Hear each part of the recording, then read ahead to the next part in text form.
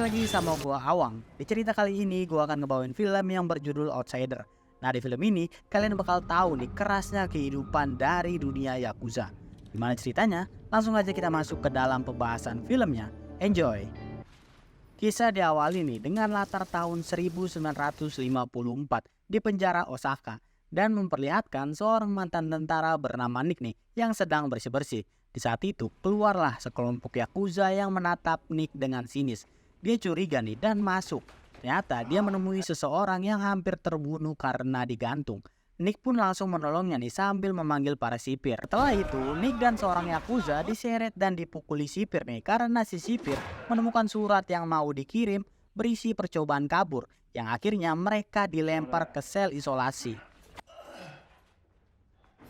Di dalam sel, Nick digabungkan dengan orang yang bernama Kiyoshi. Kiyoshi meminta Nick menolongnya nih untuk kabur dengan cara dia bakal menyayat tubuhnya sendiri dan akan membantunya keluar juga setelah rencananya berhasil. Nick pun setuju. Tanpa berlama-lama, Kiyoshi pun mulai menyayat tubuhnya dengan pisau buatan dan Nick langsung memanggil para sipir. Scene berpindah ketika Nick keluar dari penjara dan dijemput oleh keluarga Kiyoshi. Nick pun diajak pergi nih oleh anak buah Kiyoshi untuk menemui keluarganya. Di sana, saudara Kiyoshi yang bernama Orochi berterima kasih sama si Nick dan menawarkan pekerjaan yang berurusan dengan orang Amerika. Nick pun dibawa nih oleh si Gemprot ke tempat perjudian milik keluarga Shiromatsu. Di sana, Nick dikasih uang nih sama si Gemprot dan menyuruhnya buat nyari tempat tinggal untuk bermalam. Tiba-tiba datang seorang cewek yang menawarkan bir dengan harga 100 yen. Nick pun terpesona nih melihat kecantikannya.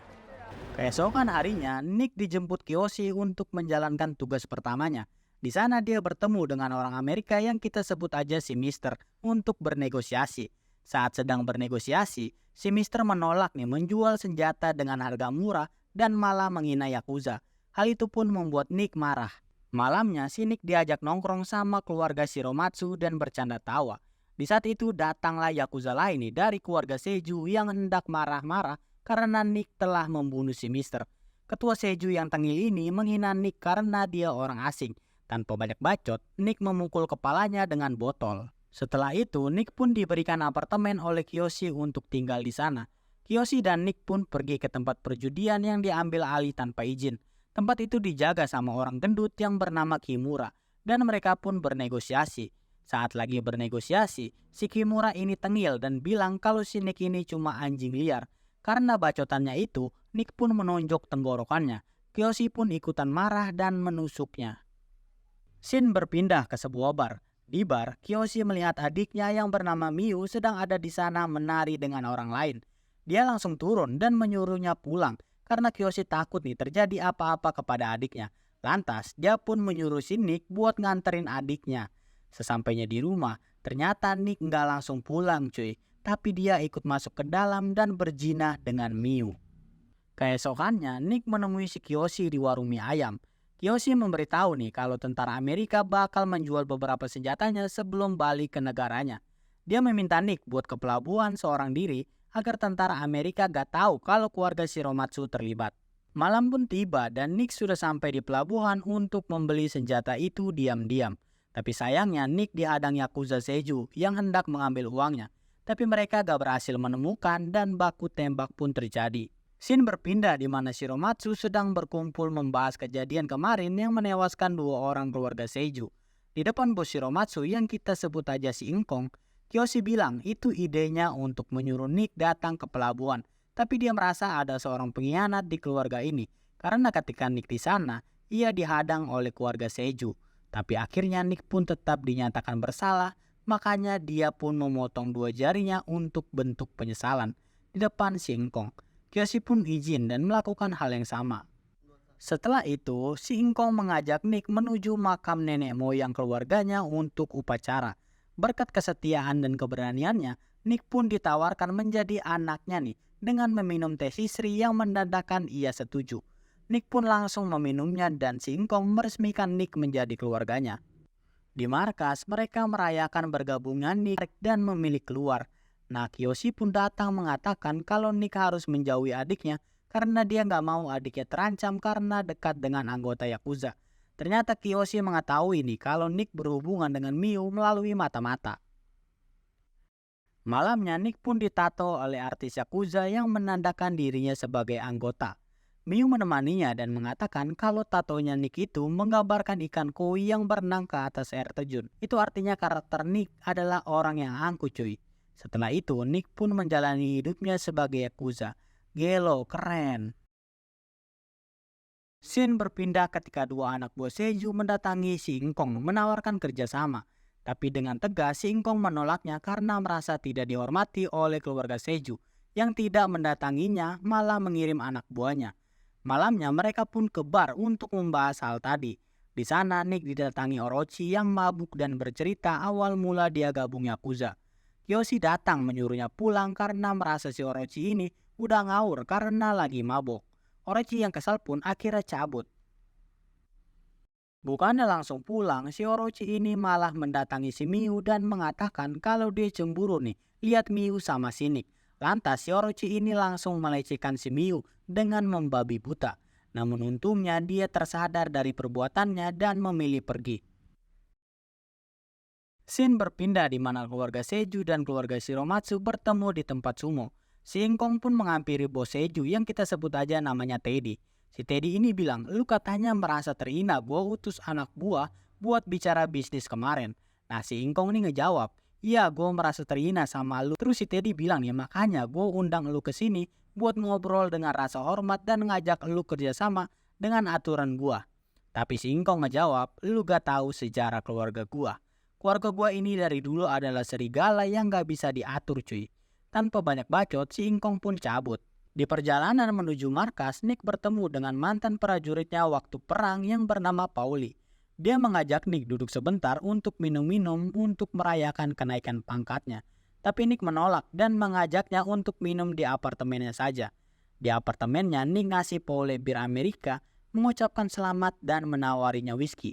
Ketika mau ambil whisky, inilah yang terjadi. Shin berpindah ke Nick yang ingin menemui Miu, namun Nick kaget nih ketika Miu mengaku dirinya hamil. Setelah itu, Nick pergi menemui Kiyoshi dan mengakui kalau Miu sedang mengandung anaknya.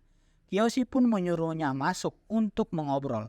Dia bercerita kalau dulu ayahnya memberi dua pedang, yaitu Daisho yang artinya katana buat perang dan Wakizashi buat bunuh diri.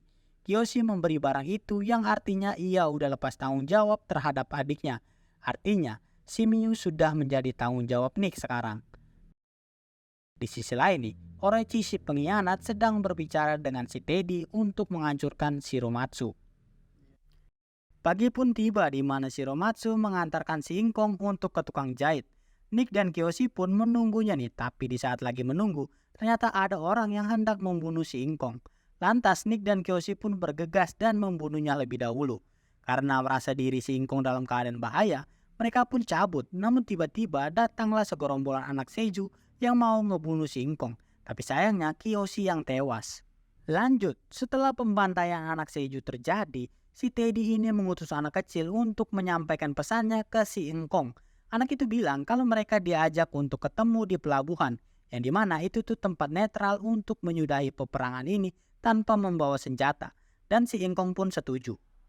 Karena Shiromatsu ini gentleman, jadi mereka datang ke sana beneran gak bawa senjata cuy. Nah di sana si Teddy ini langsung ngasih tahu pengkhianatnya itu si Orochi. Si Ingkong pun menghampiri Orochi dan memintanya buat kembali. Tapi karena si Orochi ini anaknya dari awal udah kekeh, akhirnya si Ingkong dibunuh oleh Orochi.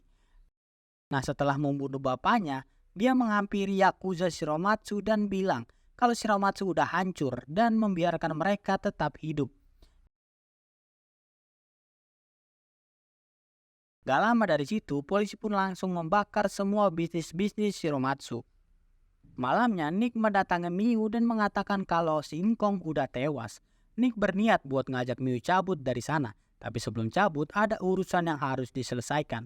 Nick pun menelpon si Gembrot nih untuk memintanya menjaga Miu sampai urusannya selesai. Paginya, Nick pun pergi sendiri ke markas Seiju dengan membawa pedang dari Kiyoshi.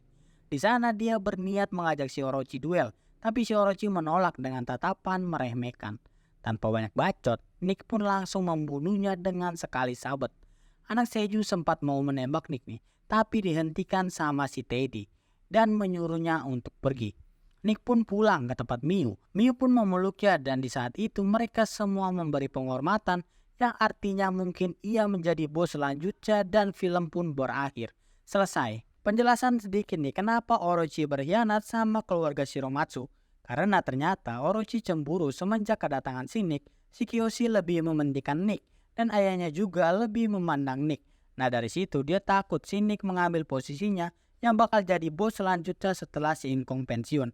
Karena si Orochi dari awal ambisius banget pengen jadi bos. Nah, jadi itulah cerita yang dibawakan oleh film Outsider. Gimana menurut kalian? Jangan lupa untuk like, comment, dan subscribe. Gua Awang izin pamit, sampai ketemu di video-video lainnya. Bye!